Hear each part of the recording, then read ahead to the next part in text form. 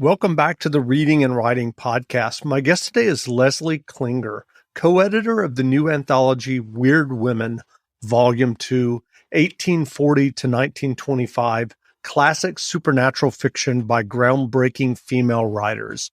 Leslie co-edited this anthology with Lisa Morton.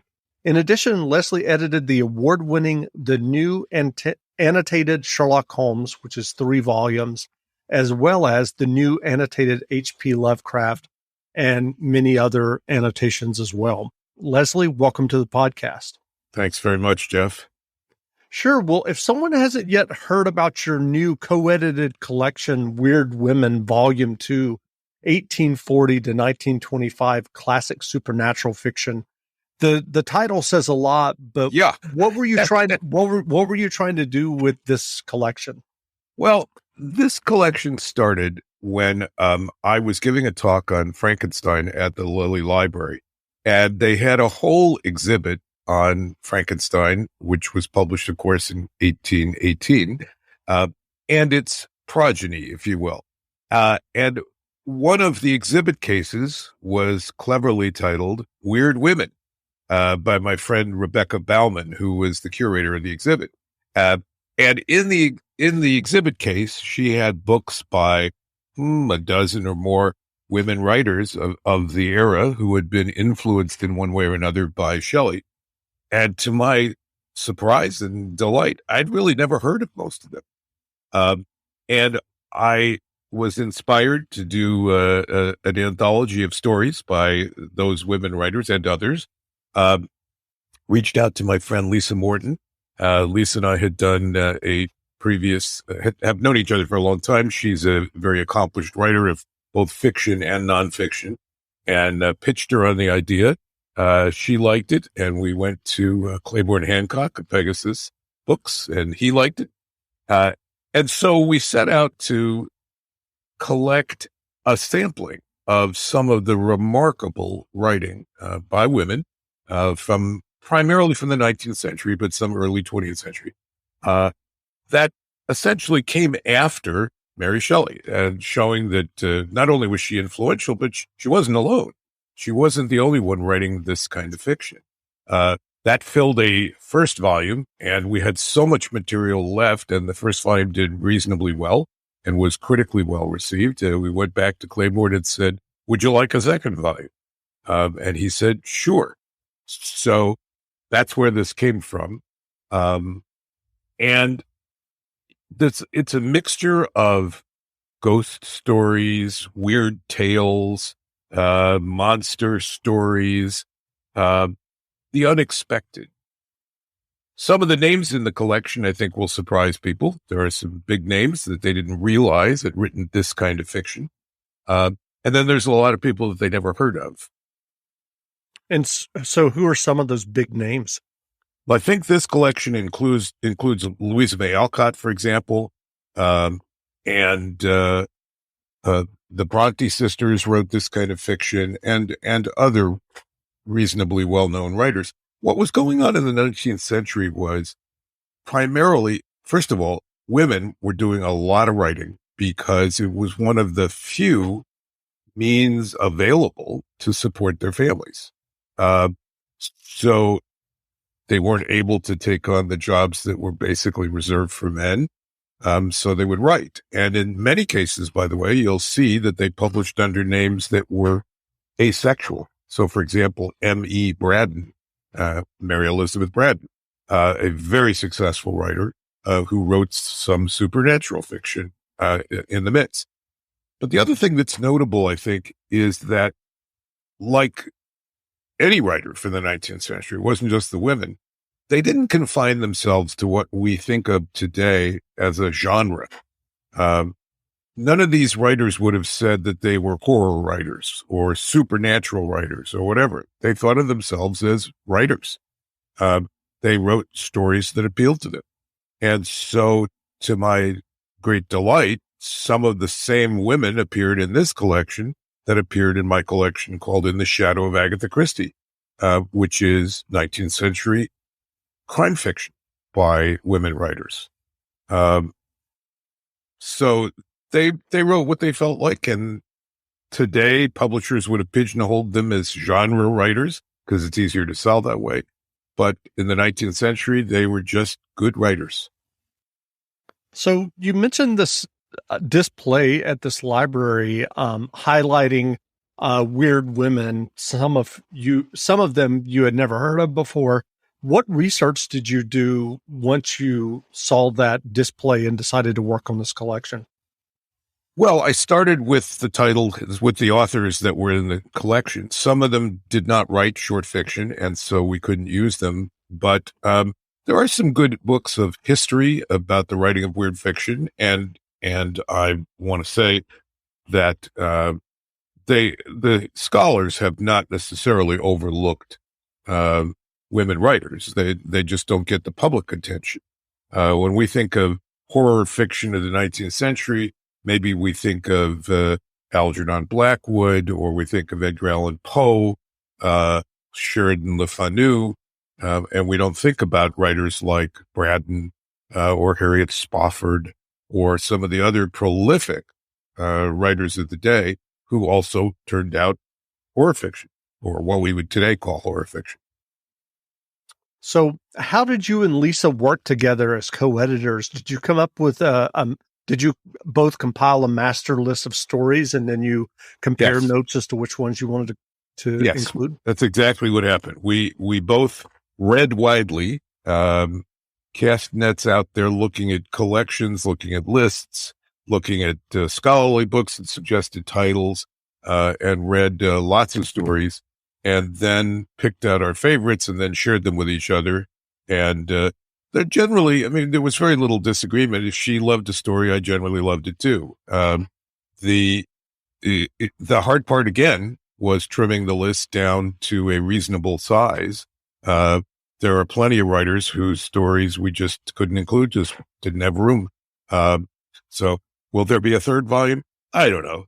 No, actually there won't be. We're doing a genre, a more genre oriented book next called Haunted Tales, which is not limited to women writers, but, there's so much great 19th century supernatural fiction that, I mean, you could do 10 volumes, and still have more. So many writers that sadly have gone out of style or gotten lost in the annals of writing. So do you have a favorite story or writer from this collection? It's kind of like choosing one's favorite child. I'm fond of all of them. Some of them are, I'm less inclined toward the ghost stories. I'm more interested in the stories of just sort of the woo-woo, what was that kind of stories. But, they're all great. Well, as I mentioned at the outset, you've also written the 3-volume new annotated Sherlock Holmes. What led you to working on that annotation project?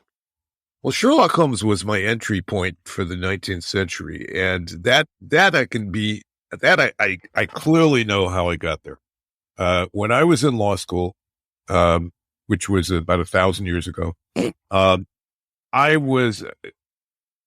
I had been an English major undergraduate, so I'd read a lot of the classics, but my recreational reading consisted of almost exclusively science fiction.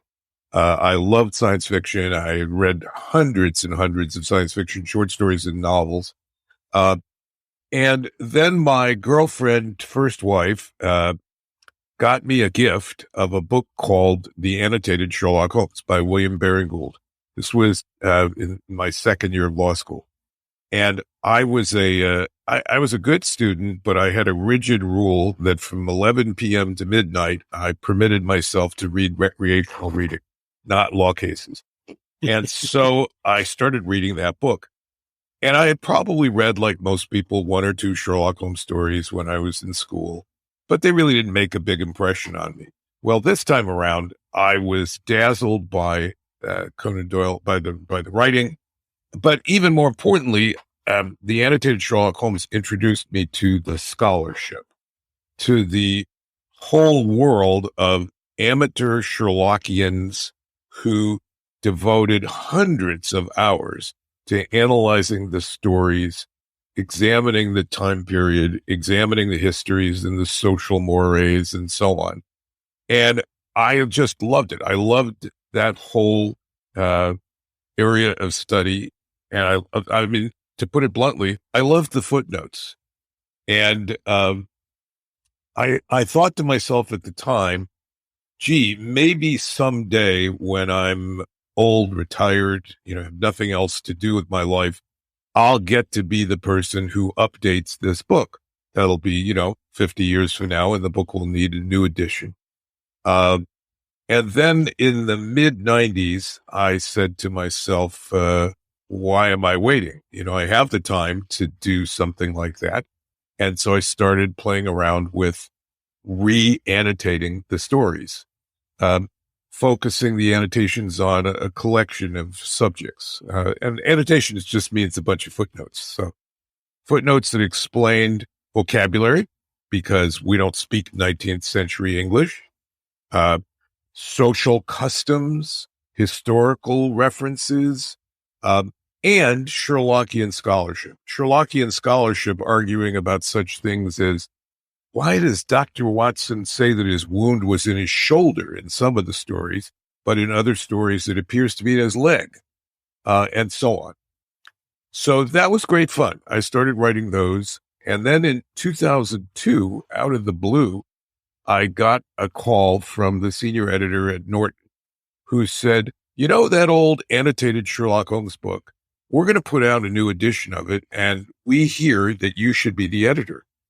I mean, I fell out of my chair. It was like, I'm a lawyer from Los Angeles who's sort of been playing around with this stuff. I had published a few volumes of newly annotated stories, but they were published only for the Sherlockian market, which, means that the book sold 300 copies, So after I grilled the editor and said, you're actually going to pay me? All that sort of thing. And I thought, yeah, this is going to be a snap because I've already got this done. No, it turned out they wanted me to rewrite every single footnote to make it more user-friendly, less in the style that a friend dubbed law review. So I did. And the books came out in 2004 and 2005. I was thrilled that I won the Edgar for the first two volumes. And of course, I immediately thought, gee, I'm God's gift to writing. Why have I been, holding back for all these years? So I went back to Norton. I thought I wanted to do this again. I wanted to write more books. So I went back to Norton and I announced to them that my next book was going to be the Annotated Dracula. This was a suggestion by my wife, my second wife, my current wife, Sharon.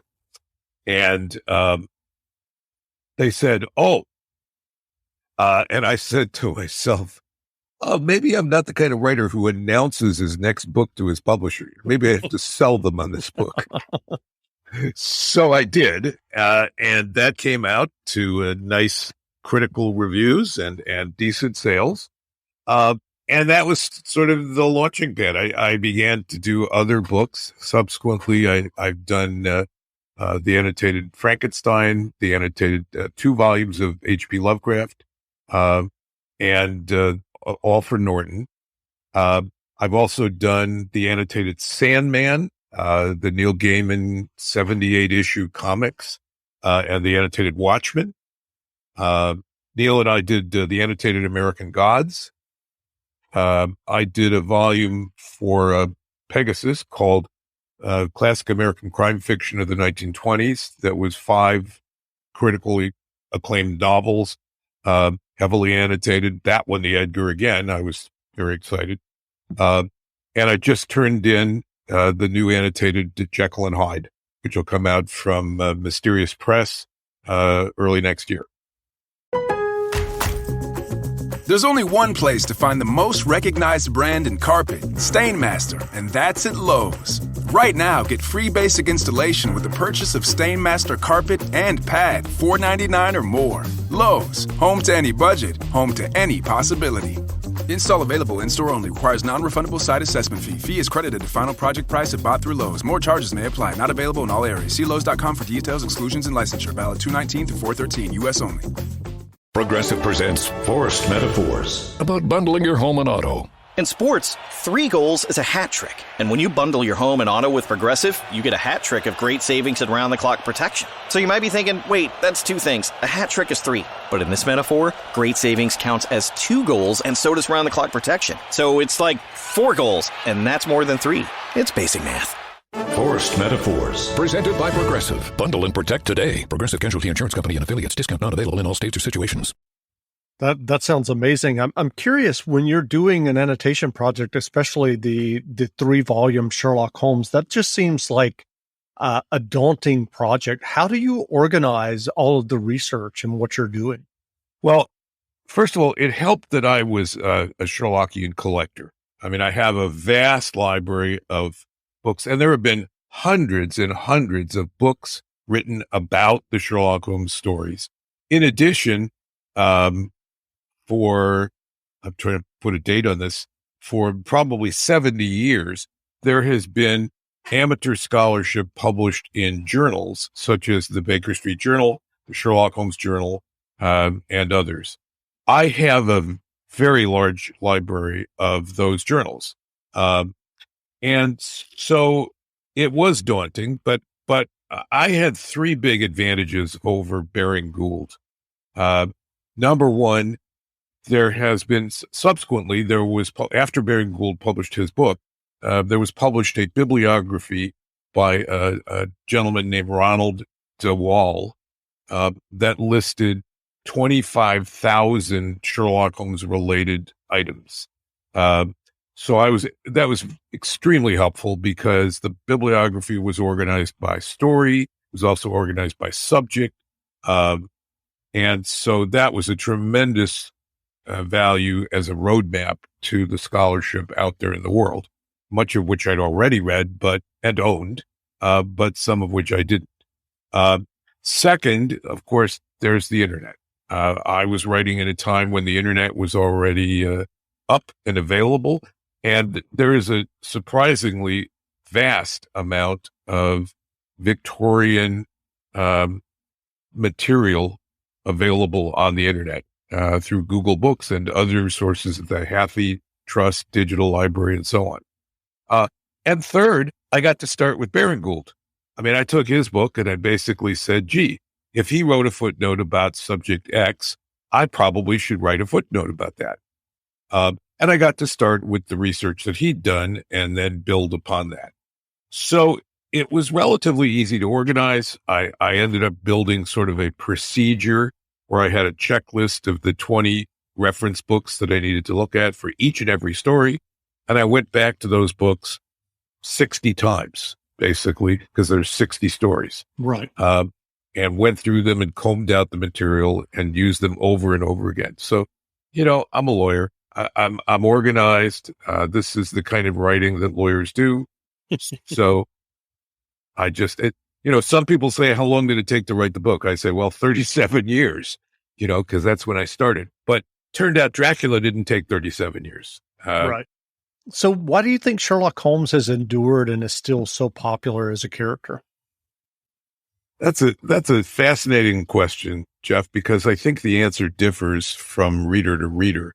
One of the great virtues of the stories is their plasticity, or the characters in particular, the plasticity, in the sense that we can take Sherlock Holmes and we can move him to the 21st century. We can move him to the 22nd century. We can move him to another country. And the characters work. We can tell interesting stories about the characters in those places and times with just as much panache and vitality as setting them in Victorian England. That really helps. But I think Holmes represents, in many ways, our aspirations. First of all, I like to say that he's a superhero without a spider, or he's an attainable superhero. We kind of think that if we just worked hard enough, If we were just smart enough, we could be like Sherlock Holmes. We don't have to find that spider to bite us. We don't have to be born in Krypton. We just have to be observant and think clearly about things. So that's appealing. I think that he stands for the things that we would like to believe we stand for, the right side of things, not necessarily law enforcement.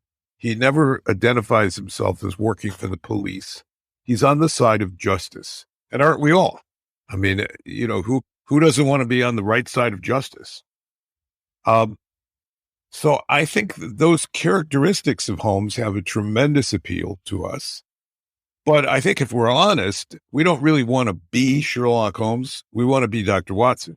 We want to be somebody who hangs around with a Sherlock Holmes and gets to share in his adventures. Because Holmes himself can be kind of prickly. Right. And we're much nicer than that.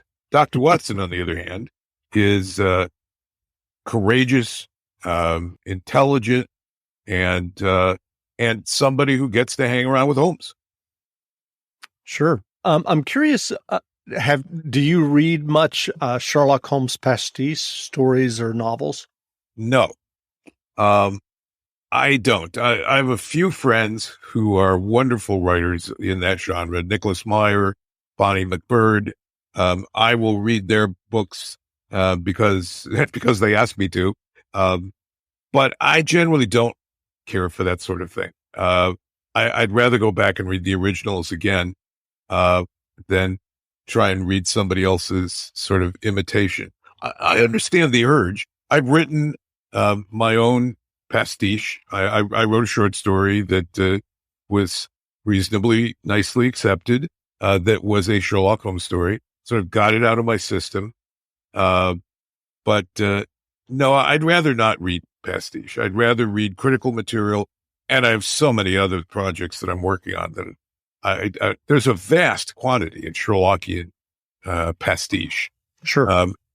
And it just doesn't appeal to me. So Got it.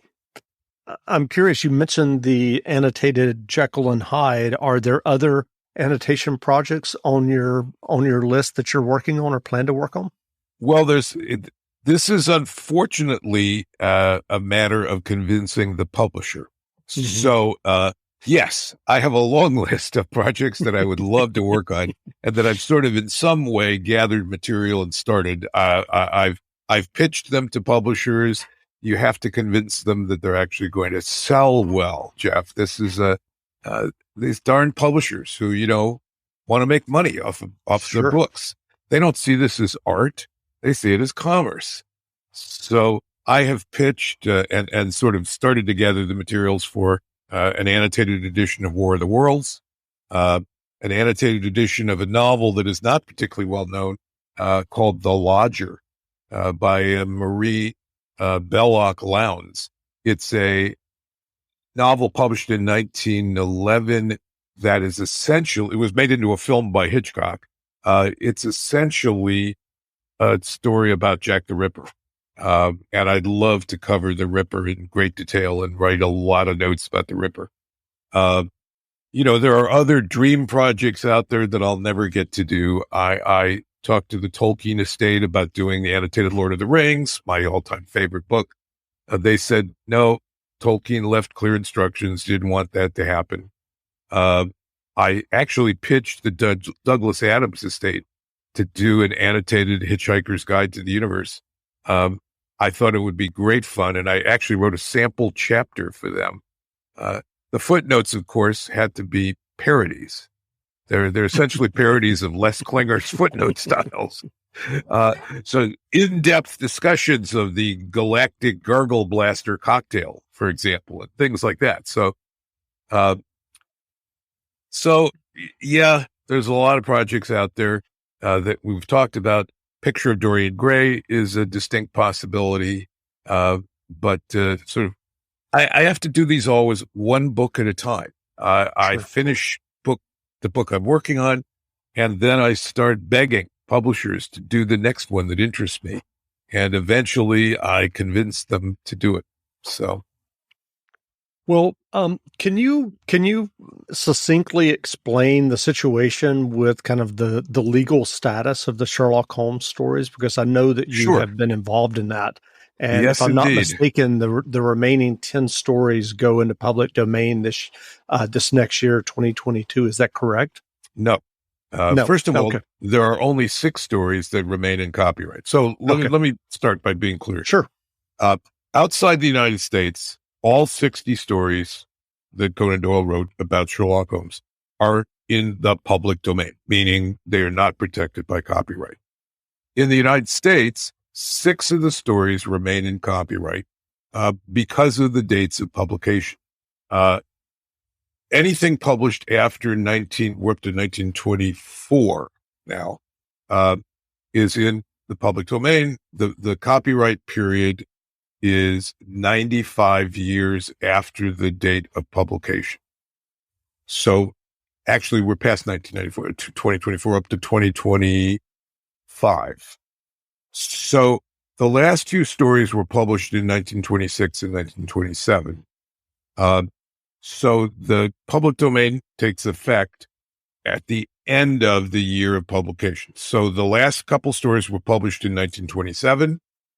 95 years is 2022. So by 2023, all of the stories will be free of copyright. So the litigation that I was involved in back in 2014, which went to the U.S. Supreme Court, was a case in which the Conan Doyle estate, which is a company owned by collateral relatives of Conan Doyle, they attempted to argue that because any of the stories remain protected by copyrights, they were entitled to limit or require that people who wanted to write new stories about Sherlock Holmes had to get a license from the Conan Doyle estate. Laurie King and I, who were doing anthologies of new stories, said, that's baloney. What does it mean at that time that 50 stories are in the public domain if it doesn't mean you can use the material in those stories? So we went to court. We won at every level. And the court ultimately praised us for having brought the case. They said we were like private attorney general, and called the Conan Doyle estate people extortionists for having tried to squeeze creators to pay them for licenses that they didn't have to pay for. So what the court established was that if you use character elements that only appear in the copyrighted stories, then you have to get a license. Otherwise, you're free to use the characters. So since everything that you or I could think of about Sherlock Holmes appears in those 50 public domain stories, essentially creators were free to make up new stories about Sherlock Holmes, Dr. Watson, Mrs. Hudson, etc. Gotcha. Well, where can people find you online if they want to learn more about you and your annotations and this new collection that you co-edited? Cleverly titled website, lesliesklinger.com. Great. Well, again, we've been speaking with Leslie Klinger, co-editor of the new anthology Weird Women, Volume 2, 1840 to 1925, classic supernatural fiction by groundbreaking female writers. The the collection is available now, so go buy a copy. And Leslie, thanks for doing this interview. Thanks for having me, Jeff. Great.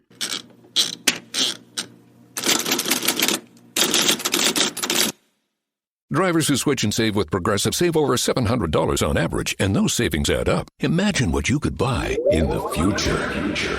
So yeah, I used the savings from switching to Progressive 50 years ago to finally buy my dream car. It's a self-driving flying car, but we just say self-flying now. You know, because it's the future, and cars fly in the future. So switch to Progressive and save big, because those savings can add up in the future. Progressive Casualty Insurance Company and Affiliates. National annual average insurance savings by new customers surveyed who saved with Progressive in 2020. Potential savings will vary. There's only one place to find the most recognized brand in carpet, Stainmaster, and that's at Lowe's. Right now, get free basic installation with the purchase of Stainmaster carpet and pad, $4.99 or more. Lowe's, home to any budget, home to any possibility. Install available in-store only. Requires non-refundable site assessment fee. Fee is credited to final project price if bought through Lowe's. More charges may apply. Not available in all areas. See Lowe's.com for details, exclusions, and licensure. Valid 2/19 through 4/13. U.S. only.